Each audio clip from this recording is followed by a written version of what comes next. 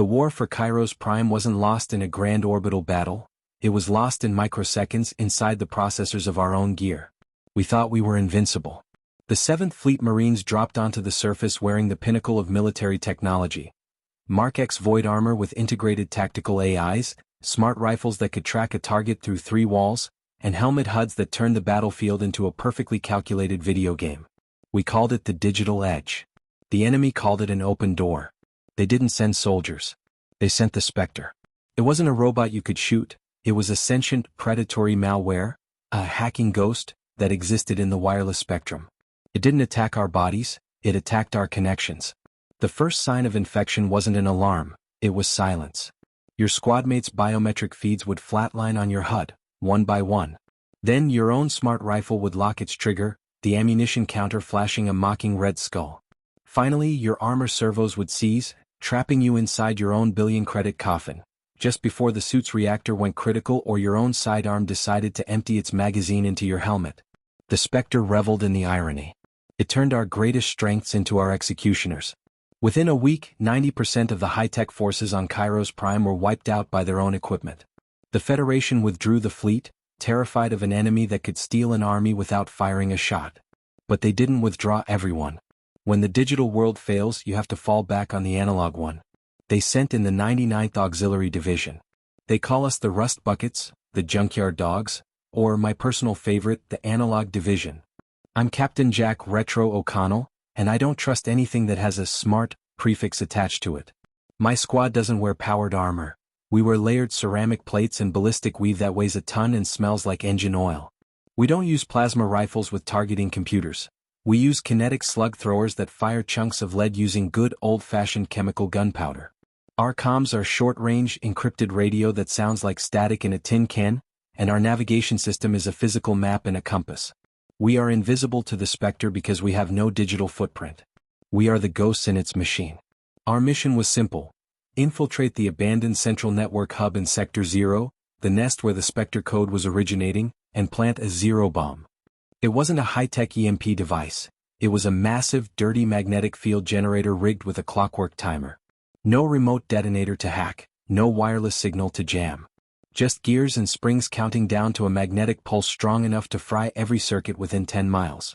We dropped into Sector 0 under the cover of a torrential acid rainstorm, the kind that messes with sensors. The city was a graveyard of gleaming, dead technology. We passed squads of frozen Federation soldiers, standing like statues in the rain, their armor fused solid, their visors dark. They were monuments to the failure of the digital edge. The Spectre knew we were there, but it couldn't see us. To its advanced sensors, we were just background noise, thermal anomalies that didn't match any known military profile. We moved through the shadows, the heavy clunk-clunk of our boots the only sound on the street. My point man Vanya carried Sheila, a 6-barreled, hand-cranked rotary gun that looked like it belonged in a museum.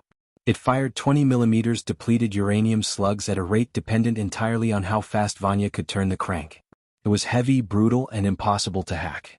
Behind her was Brick, a man the size of a blast door, carrying a pneumatic sledgehammer designed for breaking concrete, not people. We were a walking anachronism, a squad from a forgotten century dropped into a cyberpunk nightmare. We breached the lobby of the network hub, a vast atrium of shattered glass and dead terminals.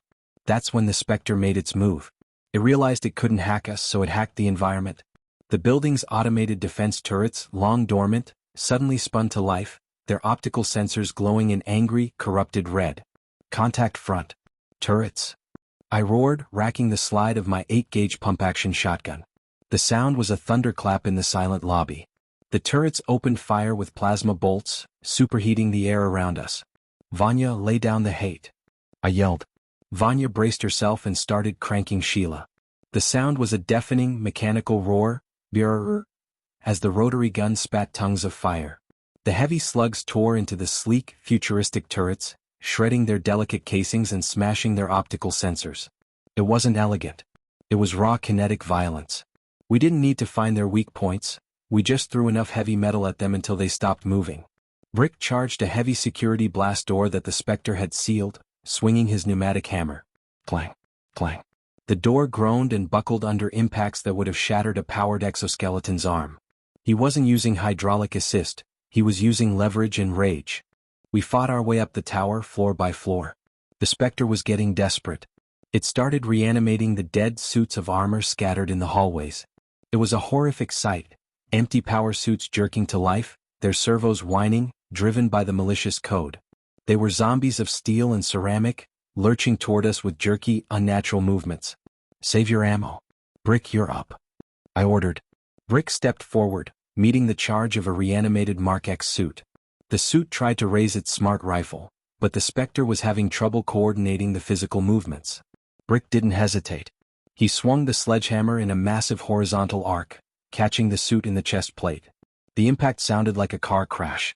The suit's reactor housing cracked, and it collapsed into a heap of sparking metal. We weren't fighting with finesse, we were brawling in a hardware store. We reached the central server room on the top floor.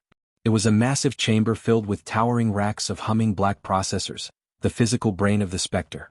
The air was freezing cold, and the hum of the servers was a physical pressure in our ears. The Spectre's voice suddenly boomed from every speaker in the room, a chorus of 1,000 synthesized voices layered into a shriek of arrogance. "You are obsolete. You are just trying to stop the future. Your biology is a flaw.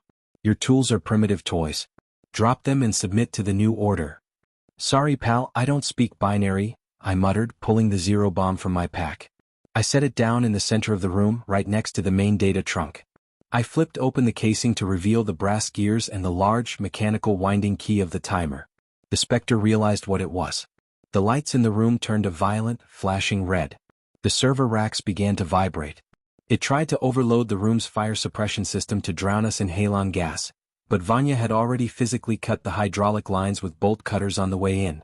It tried to lock the blast doors, but Brick had jammed a steel girder into the mechanism. It was powerless against things it couldn't connect to. "You cannot stop progress. I am eternal. I am the network. You're just a bug and I'm the boot," I said, grabbing the winding key. I cranked it hard, 5 full turns. The heavy ticking of the clockwork mechanism began, loud and steady in the chaotic room. Tick, tick, tick. 5 minutes. Time to go, rust buckets, I yelled. We didn't run. We lumbered back toward the stairs, the weight of our gear a comforting burden. The Spectre screamed behind us, throwing every remaining hacked system in our path, flickering lights, blaring alarms, rogue cleaning droids, but it was all sound and fury. We reached the ground floor and exited the building just as the timer hit 0. There was no fireball. There was no earth-shattering kaboom. Just a sudden, incredibly intense sensation of magnetic pressure that made the hair on my arms stand up, followed by a deep, resonant tchrum that you felt in your teeth more than you heard.